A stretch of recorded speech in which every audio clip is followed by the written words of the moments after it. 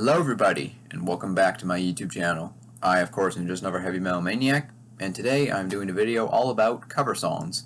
Now, previously I've made two entire videos all about cover songs that are terrible, some of the worst cover songs of all time in my opinion. But today's video is going to be all about covers that are arguably better than the original. So I've gathered five cover songs here today. I might do a part 2 to this because I did write down a pretty long list, but I'm just going to talk about five for this video. So yeah, without further ado, enough of my ramblings. Let's just get right into the video. So my first choice is Paranoid by Type O Negative, of course originally done by Black Sabbath. Finished with my woman.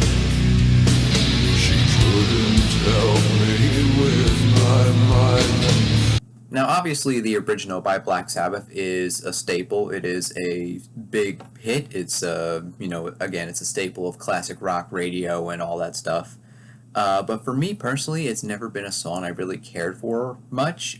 Just compared to the rest of the album it was off of, you have songs like, War Pigs, Hand of Doom, Electric Funeral, Iron Man. To me, the title track Paranoid has always kind of stuck out as just kind of a less interesting track. And today it is very overplayed because obviously it is arguably their biggest hit, and yeah, it's just never a song I don't hate it. It's just not a song I particularly cared for that much. But Type O Negative's version I love it. I think it far exceeds the original.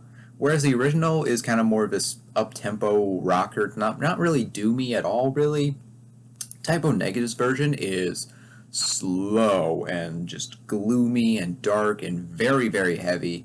This version is very much kind of the best example of a band taking a song and covering it and very much making it their own. If you weren't paying attention to the lyrics of Type O Negative's version, you wouldn't even realize that it's supposed to be a cover of Paranoid because it sounds so radically different. Peter Steele beautifully crooning these lyrics, and again, it's just very doomy and gloomy, grim, heavy, and yeah, they really took this song and made it very much their own. I absolutely love it. Now, we talked about Black Sabbath cover. Let's talk about a song that Black Sabbath covered. My next choice is Warning by Black Sabbath, which was originally done by Ainsley Dunbar Retaliation. I was born without you, baby, but my feelings were a little bit too strong. Now, I'll be perfectly honest and say that I don't know the first thing about Ainsley Dunbar Retaliation. I listened to the original song as I was doing research for this video, and it's a pretty good song. It just kind of feels like your kind of typical electric blues, kind of blues rock type song, but I think Black Sabbath's version exceeds the original. They took this, kind of electric blues song and turned it into this very heavy, kind of metal song. It's still bluesy, but it's, a lot heavier. It's weird. They kind of took the song and made it a bit more of a jam session type thing. Because the original is only about 3.5 minutes long, and they took that and turned it into a 10-minute long song. And I think they did a great job. Ozzy sounds fantastic, and again, the guitar tone and the bass, everything about it. I love. When I first heard the song, I had no idea that it was even a cover, but it turns out, doing research, that it is a cover. And they also did another cover on that album, the Evil Woman, which is a cover of a band called Crow, which, again, I admit I don't know the first thing about. But I think I think of the two covers on the self-titled album, I think Warning is the stronger cover. And again, I just think it's a really, really awesome song. It's kind of an overlooked song in my opinion, because I think it is one of Sabbath's best songs in general. So yeah, that's my second choice. Alright, now we can't talk about great cover songs in metal without talking about this band, because they have a few covers that are really good. The band is Judas Priest, and the cover I went with today is their cover of The Green Manalishi, which was of course originally done by Fleetwood Mac. Then you come creeping around, making me do things I don't want to do. Now, I enjoy Fleetwood Mac quite a lot, I do. And I do enjoy the original, their version of The Green Manalishi. It's kind of more of a heavy psychedelic rock song type thing, but I think Judas Priest's version is honestly better if they took this, kind of weird, trippy, psychedelic 60s rock song and turned it into this kind of more up-tempo, heavy metal rocker. It's got, again, that's just that great riff. Rob Halford sounds fantastic, and I think they still managed to keep the kind of dark, sinister edge that the original had. They just kind of made it heavier, more refined.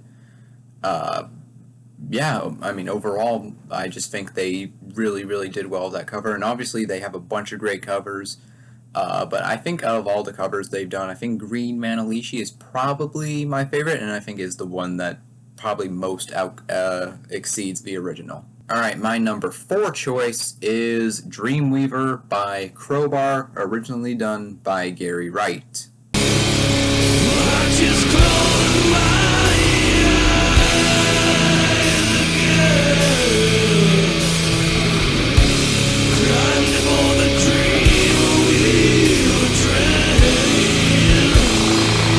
Now, for those of you who saw my Crowbar ranking, you'll know that I am not the biggest fan of the album Equilibrium. I still like it, but it was second to last on my list. But there are 2 main saving graces on that song, on that album, I should say.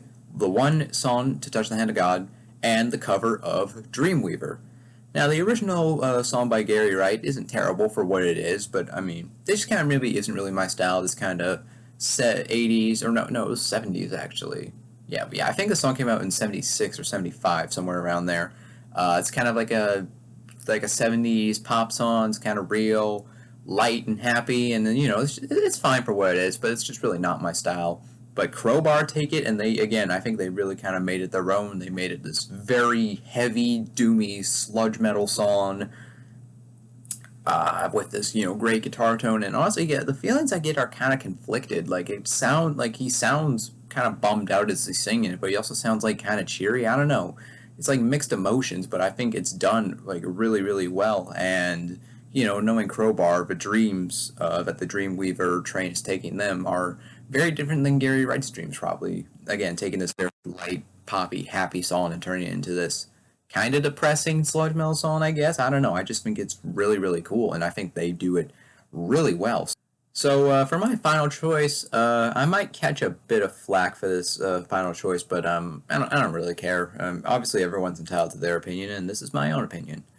My number 5 choice is Come Together, covered by Trouble, originally done, of course, by the Beatles. Come together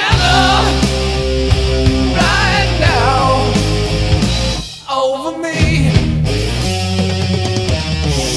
Now, I'll be perfectly honest. I have never been a Beatles fan. I respect them a lot for, how important they were and how influential they were to rock and just music in general and all that. But honestly, I have never really cared for their music at all. Again, it's just really not my style. That kind of like 60s light, happy pop. That it's not my thing at all. And the song Come Together is no exception. It's a perfectly fine song, but I don't find myself wanting to listen to it ever. But then in 1987, on their album Run to the Light, Trouble came along, and they took that Beatles song and they turned it into, again, a heavy, doomy-ass rocker. Again, a great guitar tone, and this might be a hot take, or this probably is a hot take, I don't care. I think Eric Wagner is a better singer than Paul or George, whoever sings on the original version of Come Together. I don't even know.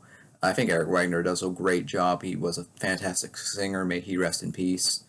And yeah, I think their version of Come Together is far exceeds the original. And yeah, like I said, I'm gonna catch flack for this, and every Beatles fan watching this is probably screaming at me right now.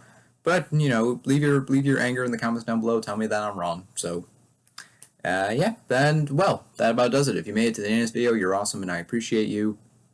Do consider leaving a like on this video. Again, leave a comment down below. Tell me, if you're a Beatles fan, tell me how angry you are for me disrespecting the Beatles, and, or just leave a comment. Tell me if you agree or disagree. Let me know. I want feedback. And, do consider subscribing as well, because I do have a lot more content coming your way. And like I said, that about does it.